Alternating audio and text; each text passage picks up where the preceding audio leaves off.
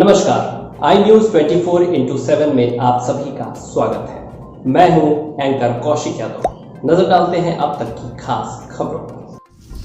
नमस्कार, मैं कोनिका दास। मैं मौजूद हूँ अंगूरी ग्राम सभा में, जहां मेरे साथ प्रधानपति के रूप में राकेश कुमार मिश्रा जी मौजूद है।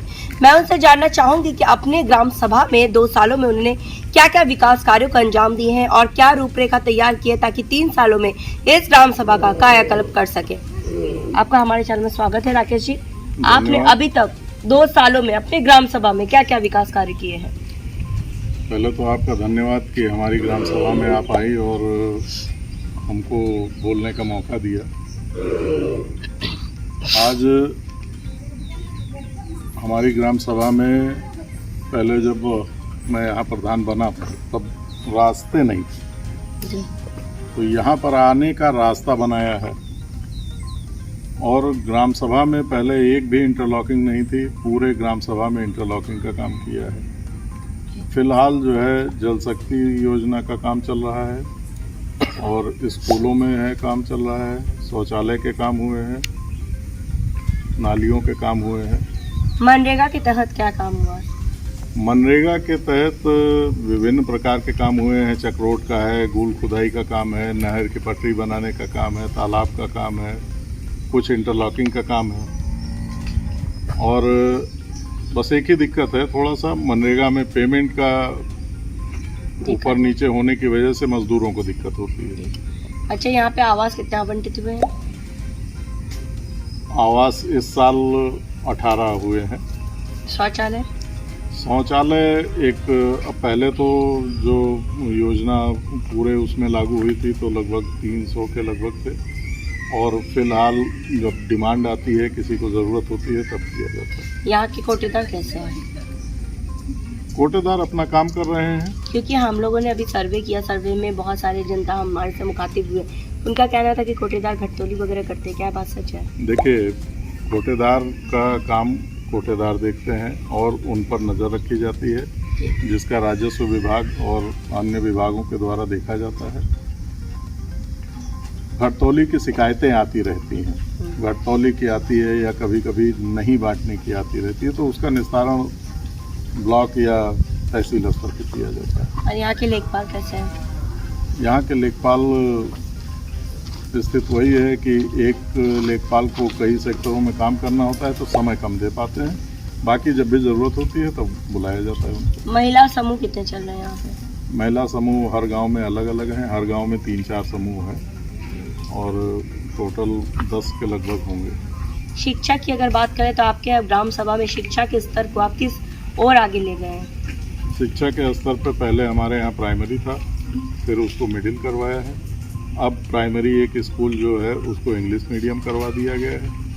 आगे ये योजना है कि उसको एक अच्छे स्तर पर ले जाने के लिए सबसे पहले तो हमें यहाँ के गांव के लोगों को जागरूक करना होगा कि शिक्षा के प्रति वो जागरूक हों और अपने बच्चों को पढ़ने के लिए भेजें।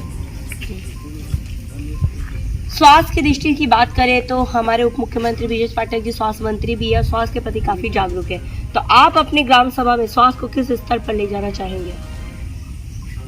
हमारे उप मुख्यमंत्री श्री ब्रिजेश पाठक जी सौभाग्य से हमारे सीनियर भी रहे हैं लखनऊ यूनिवर्सिटी में, और उनसे हम ज़्यादा अपेक्षा करते हैं कि स्वास्थ्य में और सुधार हो और डॉक्टरों की संख्या बढ़ाई जाए, जिससे यहाँ लोगों को स्वास्थ्य का लाभ मिल सके, उसकी योजनाओं का लाभ मिल सके। आयुष्मान कार्ड वगैरह आपने अभी तक कितने बना दिए? इस बात पर मैं कुछ बात कहना चाहूँगा। आयुष्मान कार्ड बना है, लगभग सारे ही गरीब परिवारों का बना है, लेकिन आज स्थिति ये है कि सरकार को चाहिए कि मध्यम वर्ग और उनको भी इस योजना का लाभ देने के लिए कोई योजना लेके आए। जी, आपकी सोच काफ़ी अच्छी है। ये बताएं कि आपका कोई ड्रीम प्रोजेक्ट है अपने ग्राम सभा में जो बजट के कारण नहीं कर पा रहे, पर आपका सपना है अपने ग्राम सभा के लिए? मेरा सपना है इस ग्राम सभा में एक डिग्री कॉलेज का, और उसके लिए आगे बढ़ना चाहता हूं, लेकिन अब हमारे पास ज़मीन की भी कमी है, फंड की भी कमी है, तो सरकार से अपेक्षा करेंगे कि इधर अगर हमारे विधायक मंत्री और हमारे सांसद कुछ उस ओर ध्यान दें, तो हमारे इस क्षेत्र में डिग्री कॉलेज नहीं है। उस डिग्री कॉलेज के हम सोच रहे हैं कि उसको एक दिन पूरा करेंगे। जी अच्छा, आप जब ग्राम में सर्वे हुआ, सर्वे के अनुसार बहुत सारी जनता आपसे खुश है, कुछ नाखुश है, तो आप हमारे चैनल के माध्यम से नाखुश ग्रामवासी से कुछ कहना चाहेंगे? जैसे घर के परिवार का एक मुखिया पूरे घर को खुश नहीं रख सकता, वैसे एक प्रधान भी पूरे ग्राम सभा को खुश नहीं रख सकता, लेकिन हमारी कोशिश होनी चाहिए कि सब खुश रहें। देखिए, ये संतुष्ट होने वाली बात है। जैसे अब किसी को कॉलोनी के लिए अपेक्षा करता है या कोई और किसी योजना में लाभ पाने की कोशिश करता है, उस तरह से जब हम लोग काम करते हैं तो हमें ये देखना होता है कि वो किस दायरे में आता है। तो उनको हमारी दिक्कतों को समझना चाहिए और जो सरकार की गाइडलाइन है उसके हिसाब से हम लोग काम करते हैं। तो कई बार हम चाहते हैं कि हम दे दें, लेकिन जब वो उस गाइडलाइन में नहीं आते हैं तो वो असंतुष्ट हो जाते हैं। सरकार से आप क्या मदद चाहते हैं? सरकार से जो योजनाएं यहाँ पर चल रही हैं उन पर ध्यान देने की आवश्यकता है थोड़ा, और गरीब परिवारों के साथ साथ मध्यम वर्ग परिवार को भी आज बहुत ज़रूरत है काम की। उस पर सरकार से अपेक्षा है कि काम की व्यवस्था करें।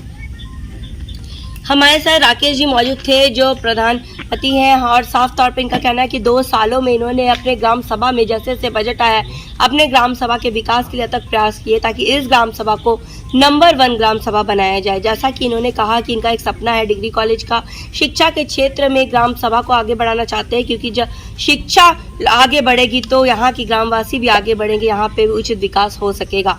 जब हम सर्वे किए थे, सर्वे में बहुत लोगों का कहना था कि नल पाइप की वजह से रास्ते खुदे हैं और बहुत सारी परेशानियां उन्होंने बताई थी, लेकिन हमने भी उनसे वादा किया था कि गांव की कहानी प्रधान की जुबानी उन तक ले आएंगे और उनकी परेशानियों से रूबरू करवाते हुए उनकी परेशानियों का हल भी निकालेंगे। इनकी मनोदशा हमने आप तक पहुंचा। इनके पास अभी 3 साल है और हमें उम्मीद भी है प्रधानपति जी कि आप अपने ग्राम सभा के वासियों की सिर्फ समस्या को न सुनेंगे, उसका निवारण भी करेंगे।